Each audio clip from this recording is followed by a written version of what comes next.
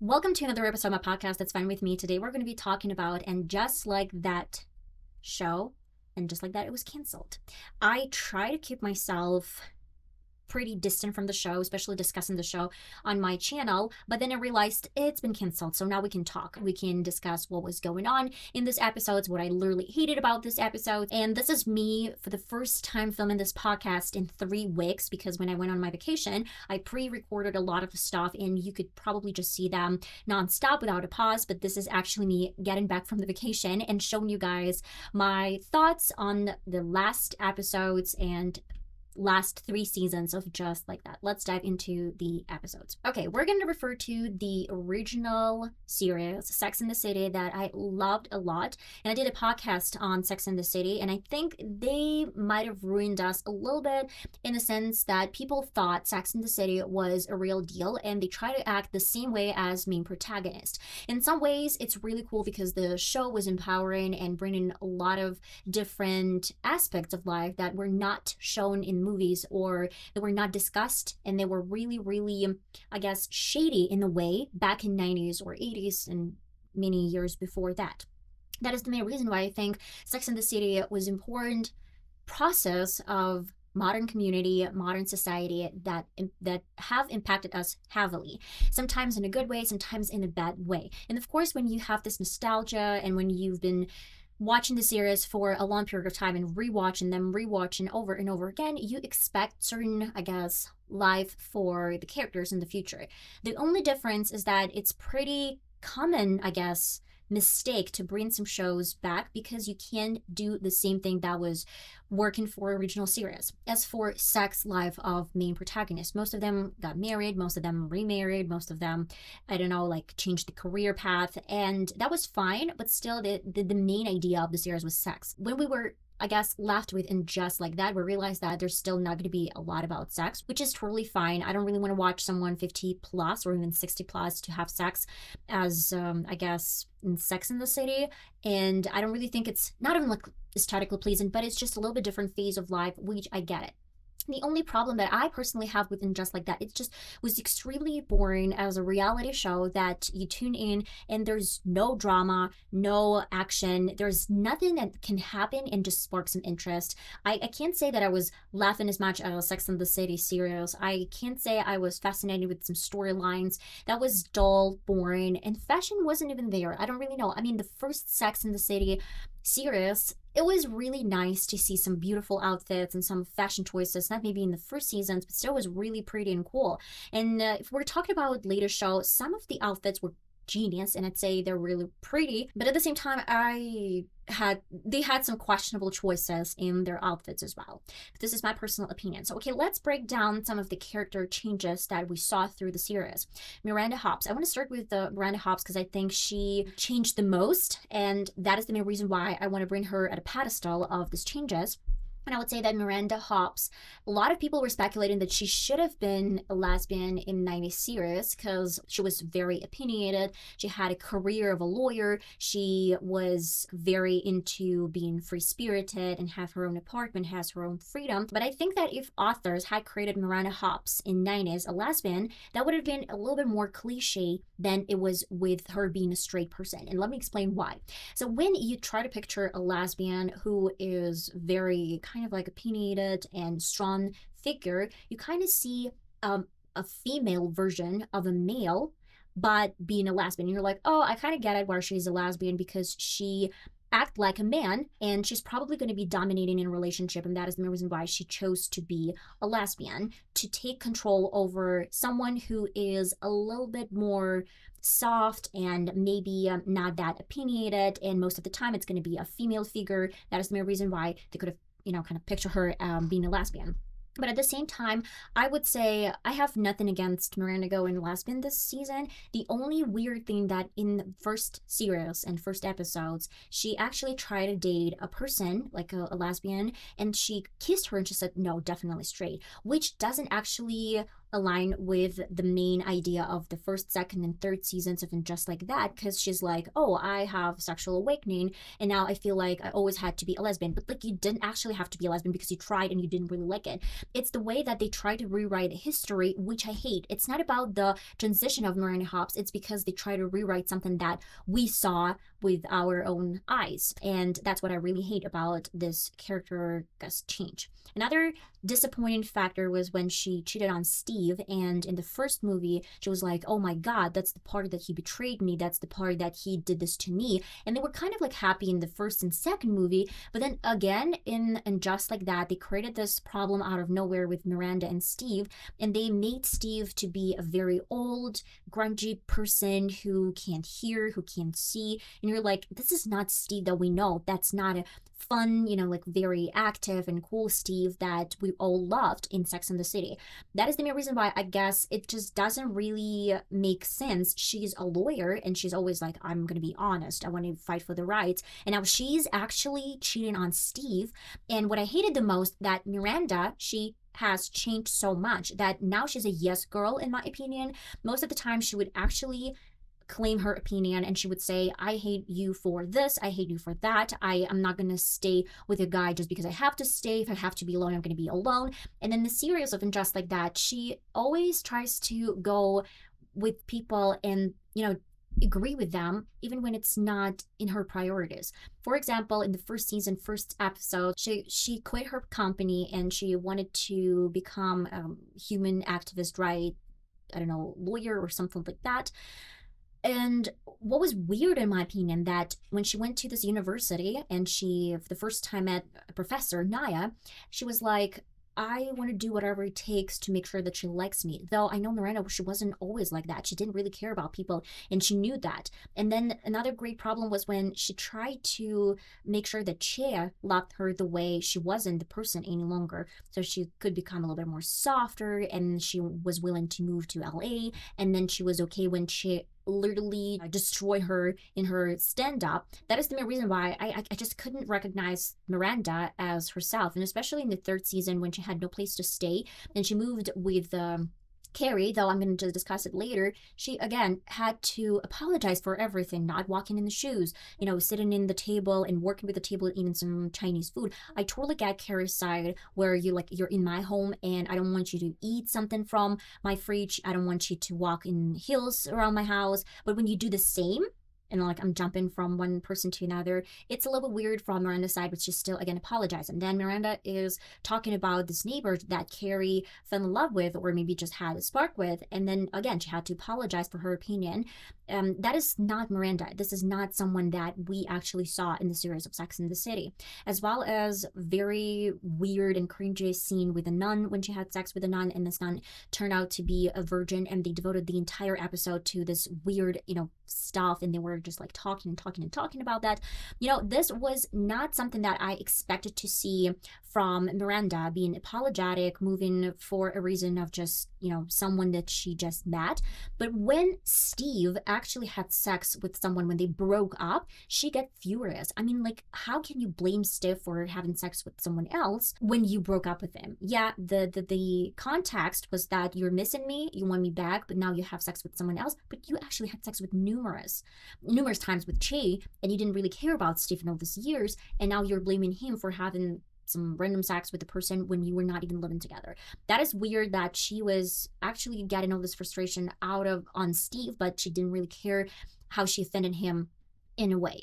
I would say that Carrie is another huge problem from my point of view, because in the third season, she was not even a character. She was emotionless. I couldn't see anything coming from her, no initiative. She was just like, like a person that was constantly listening. I mean, some sharing weird thoughts from time to time, and that was it. I don't really think that Carrie was even sharing any sorts of her opinion about her friends. She wasn't collecting any information as in the original series. That was just boring Carrie walking around her house. And again, when she had the situation with Duncan in the third season when she was walking around her house in shoes and high heels, and he was asking her to take them off. She was like, no, no, no, no, no, I'm not going to take off my shoes. Why is it such a problem? Why are you so bitchy about that? And I'm asking this because in the series of Sex and the City, she was perfectly fine walking around her house barefoot or maybe with some flats, in some flats. And now all of a sudden when she's like 50 plus, there's all just like, no, no, no, I'm gonna walk around my house in shoes, which is not practical. Let's be real.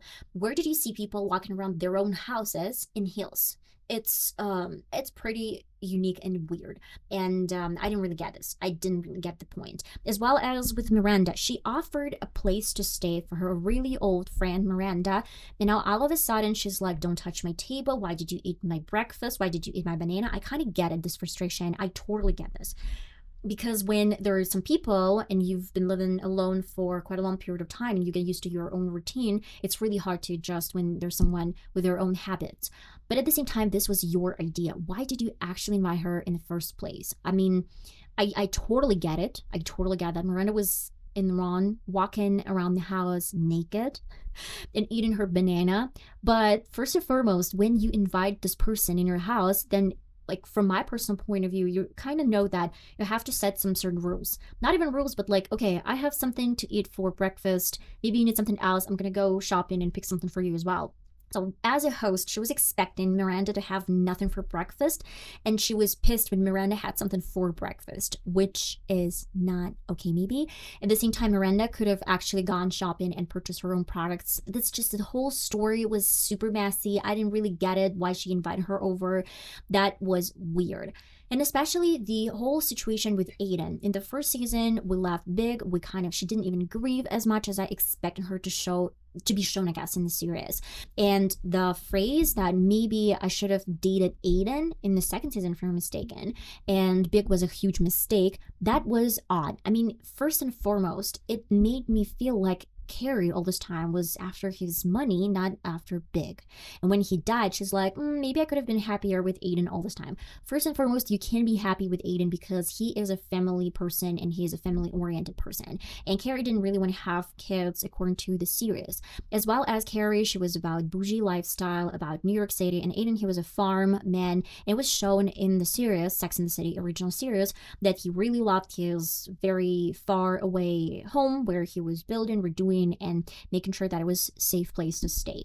That's why it was weird. I really loved Aiden from original series, but I actually knew that Carrie wouldn't be a great fit for him. That was the main reason why I was extremely shocked when they brought Aiden back, because it was like, okay, now you're bringing us this triangle again and again. It's been 20 something years. Just leave him alone, live this relationship alone, and just be that. I wouldn't say that it didn't work for them 2 or 3 times, so it's not going to probably work out the 4th time. And then again, they showed us Aiden being extremely self-conscious and crazy about the chin part from Carrie, but at the same time, I couldn't get it. He cheated on Carrie with his own wife, and then later he was very jealous of Duncan. And I don't really get it. Honestly, I don't get it. You asked Carrie to wait for him for 5 years, and then all of a sudden you're like a jealous type who doesn't really care about his son any longer because Carrie is out there alone in the city. I mean, what was real point of this relationship? He couldn't abandon his son. He couldn't abandon his family. Carrie didn't want to leave New York. She was willing to try this relationship, but why? Why did she want to have this relationship? Just because she was afraid to be alone? I mean, in the 3rd season, she said something like this to Seema, if I'm mistaken, or maybe Charlotte, I remember. That, at first I thought that I was afraid to be alone, but now I feel comfortable to be by my own. And I really like this idea, but knowing Carrie, when Aiden was out of the picture, she still went back to Duncan and she had an affair with Duncan, or at least one sex. And then she was still waiting for Duncan to come back. That is the main reason, like, she is a romantic person. And when you tell me that she's okay to be alone, and I don't really buy it. I don't buy this because I know she loves to be extravagant. She loves dress up. She loves this attention. And to be alone till the rest of your life, it's kind of weird because all of her friends, they actually are dating. And she's probably like not having any chance for now. But later, I'm pretty much sure that she's still going to date someone else. But the series were lacking a lot of kind of like romantic relationship, or at least something that what happens to a widow when she is left alone. She's going back to like one of her oldest relationship, or it's just her and she feels fine. I mean, still, I guess it wasn't shown in a better light. I guess it wasn't still really good. What about Charlotte? I expect Charlotte to have something like this. I mean, nothing unique, pretty much similar Charlotte for all these years, and she still had to care about her family. The only cringy moment that I hated the most was that Charlotte actually had to buy condoms to her 15-year-old kid. I don't really get it. First and foremost, it doesn't really match the math that her kid is 15 when the series were over about 2002 or 3. So she should be at least 20 something. But another great point is that she was fed up with her kids being, irresponsible or lazy, and then she went back to work, which was, it made sense. And I would say that out of all of them, Charlotte probably had most of friends and new connections, and it made sense. Lisa from school, then Anthony that she's been friends with for so many years, and so many more. And for the rest of the cast, like Miranda and Carrie, they were like friends with Charlotte's friends, most of it. I hated one of my least favorite episodes and least favorite scenes was with Stanny. When he died because of cancer, they didn't actually respectfully show him in the episodes in the first season. They were like, he left for Japan and that was it.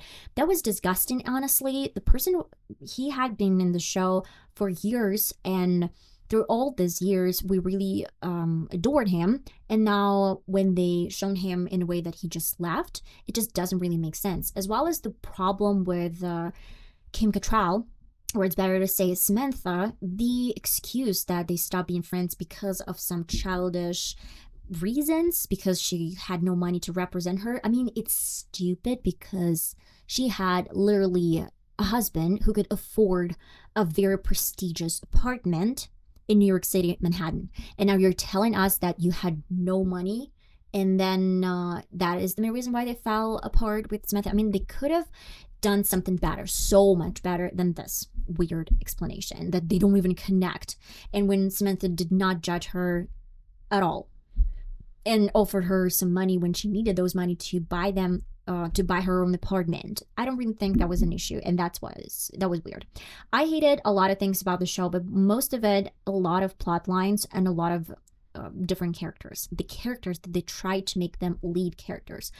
I didn't really hate the real characters. I felt fine with them, but it was so much that most of the time in one episode, we didn't even have a real story behind this. We had only a glimpse of some weird problem that was solved within, I don't know, one episode or within 5 minutes. For example, Lisa, we were introduced to their family, her husband and her kids. In the first season, we kind of saw that she was pretty successful editor. Her husband, he was in some politics or something, or his own business, and she was a great mom who was taking care of her kids. But in the third season, they didn't actually show us Lisa at all. Some potential affair that she could have had, and then some fat shaming of her husband and his loss, which was literally shown so briefly that you couldn't even see the kind of storyline that could have been there in these episodes, especially in the episode with Aiden when Carrie had a fallout and when they broke up. Every single person, such as Miranda, Charlotte, Lisa, Anthony, and if I'm not mistaken, Seema, they were shown, I don't really want to lie, but like maximum 2 minutes of airtime, like screen time. 2 minutes per one person in episode, because there were so many lines that they couldn't even fit them, but they had to show because they're the leading parts and they are the main protagonists. I hated the episode with Seema when she had to use a deodorant, and the one that her new boyfriend gave her, and then she felt like she was super, super smelly, that she ran to a bathroom, but it didn't really make sense. The entire scene was crazy. First and foremost, if you feel sweaty, you have to go to bathroom and take off the sweat with a napkin or just wash off the sweat. Then it's better to use a deodorant and then to take off a jacket that is already smelling. What we saw was weird because her entire outfit was smelly, and then she used just this magic deodorant and then went back to the meeting. What was the end of the meeting? How did it go? Is it good? Was it good or was it not? Because we didn't actually see how Seema was establishing her new business? How was it going? There was only one mention in the third season, I guess 10th episode, when she was like, well, my business is finally hitting off, which is great, but we didn't actually see Seema doing anything about this business. If she is a main protagonist, why do we actually care she has a business if we don't really see this business going? I mean, as well as like Charlotte, when Harry got cancer, they had a couple of episodes, basically like 2 or 3 minutes, devoted to this issue and very serious problem, very serious illness. And then in the next episode, he was like back from the surgery and he was recovered in, I guess, one more season. Oh, in one more episode. I mean, that is so fake that I don't really understand what they were trying to bring to the story. Again, Che character. A lot of people hated Che, but it's not because of a non-binary person, because just Che was very awful to Miranda all the time. This nasty jokes, like moving with me, then go out, then having friends over when Miranda was asleep. This such a disrespect to a partner, and especially doing a comic stand-up later about her and literally just like humiliating her in front of everyone. That was beyond creepy, crazy, and disgusting. I literally just hated this. Anthony, what about his bakery? I mean, again, he opened a new business. The business was struggling. Then Lisa came with a lot of her friends, and now it was thriving. I mean, what was the point of it? I mean, Anthony was such a great character, but he wasn't a main lead ever. And that was the main reason why we really loved Anthony, because we could see him from time to time with the snarky comments, and that was enough. He didn't have to have the entire, I guess, lead to make us feel comfortable just because he stayed there for the sake of the series. As well as Naya. I mean, where did she go? A lot of the characters, they just disappeared without any explanation.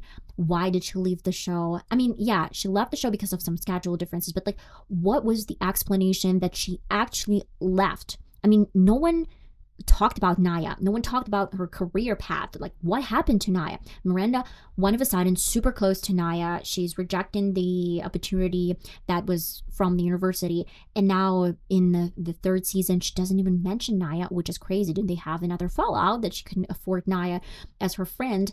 And as well as Miranda, she did not graduate from university, if I'm mistaken, or did she? We didn't get this part. And then she had some internship. But what was the, like, was it just a short internship and then she went straight to work? How did she find a new work? What was the company about? What was about the viral moment that Miranda had with saying cunt or something like this? I mean, all of these storylines, they would just abruptly cut. And for example, Louise, if I'm mistaken, the jewelry designer that Carrie got close with, she was shown just in the first episode and in the 12th episode, if I'm mistaken. And that was it. Where was she all this time? What was her story? Why was she invited to the project and kind of introduced to us viewers? And final person that I did not actually like was Seema. No, I loved Seema for some reasons, I guess, in the third season, because we finally got a glimpse of her love life, that she was kind of like, having this all and getting a new business or like, start out, whatever. But I hated that she was in a way a replacement of Samantha, because they try to create this slutty person who was single and lonely, but with a mix of Carrie, like romantic person at the same time, and bossy bitch that has her own business. I didn't like, first and foremost, she was a little bit clumsy. And I didn't feel like Samantha, if we're talking about series and maybe actress, in particular Kim Cattrall, every single time she was shown, she felt comfortable in her own skin. She could flex in a way, and she was like, comfortable being naked, whatever. If we're talking about Seema, I had those vibes and those feelings that all the time Seema, she felt a little bit clumsy and a little bit uncomfortable in her own skin. And though she tried to act like she's a bitchy boss and she has her own company and whatever, but at the same time she was like, I don't know, self-conscious in a way, and a little bit, it wasn't natural. The acting wasn't natural, or maybe the character wasn't natural, I don't know, but I didn't like something about that. And that is the main reason, I guess, why I would call this a total disaster. Honestly, I was shocked when they prolonged the show to the third season, but I guess the salary that Sarah Jessica Parker, along with other cast members, asked for, they didn't actually cover the real cost of the production. That was the main reason why the ratings were not going well. People were not very excited about that because there's still a lot of people like I am who are, watching and then commenting through YouTube or TikTok and saying that this was very bad storyline and very bad series. I guess maybe I watched one of the YouTubers and really like the idea and suggestion that maybe if they hired someone else, not Patrick King, maybe this show would have been a huge success because they could have done something so much better with the characters and not even going back to Aiden. Or maybe if they did go back to Aiden, they could have created something different. Now it has a little bit more sad, kind of like braggy, spoiled vibes from the series. What I hated the most was the wealth that was shown in the faces. And this wealth wasn't just like, they always were wealthy. Though Carrie wasn't wealthy. She just wanted to spend a lot of money on shoes and she was living in debt. But what I really liked about the original series, that it was fashion, but they still showed us some struggles. Like, yeah, I mean, I have to maybe save some money, maybe I have to do this. And here, like, and just like that, those problems, they did not exist. Those problems they showed us were artificial. Like, oh my God, I don't know, what should I wear to Met Gala? Oh my God, I don't really know. I should bring condoms to my grown-up daughter because she wants to have sex when she's 15. Or like, oh my God, I feel like, I don't know, I can't find a great apartment, which can be frustrating. I mean, I totally get it. But at the same time, with economy, with the problem, with wars, whatever we have and face in the real world, it looks like these problems are super insignificant and the characters are superficial and fake.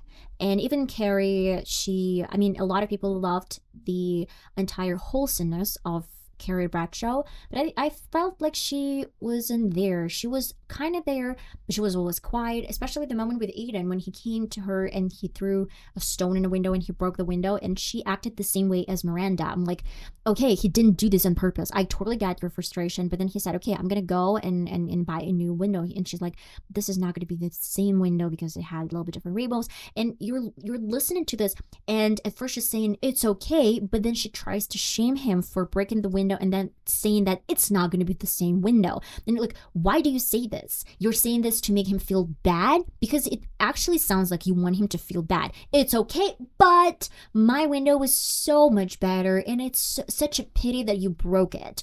And it was like, passive aggressive thing with Miranda, with Aiden, with lots of them. And she was kind of quiet and she was like, okay, let me just be calm. But then such comments that were weird, as well as with Duncan when she just refused to take off her shoes just because she just needed those shoes in her own house, which is a stubborn, selfish, spoiled person that wants to make everyone believe that she's an empath and she wants to be your friend, but then at the same time she's like, okay, don't touch me. And that's pretty much it, guys, for today's podcast. That's fine with me. I feel like this one is pretty long, and I don't really think I am going to be going back to And Just Like That series in the nearest future. I mean, that was a huge bummer. I still kept on watching because I wanted to see the final result, how it's going to end. But I'm super happy that there's now going to be a fourth season because I feel like there's still not going to be much depth to the series, especially with such serious things as vertigo, cancer, with non-binary people, with career failures, with people that took brownies and then they had the flashes, Charlotte and Harry. I mean, all of that was super fake and artificial. Love you all, guys, so much. Let me know your thoughts and opinion down in the comment section, or you can leave them in my mail. That's finewithmepodcast.com, gmail.com, and I'll see you next time. Bye-bye.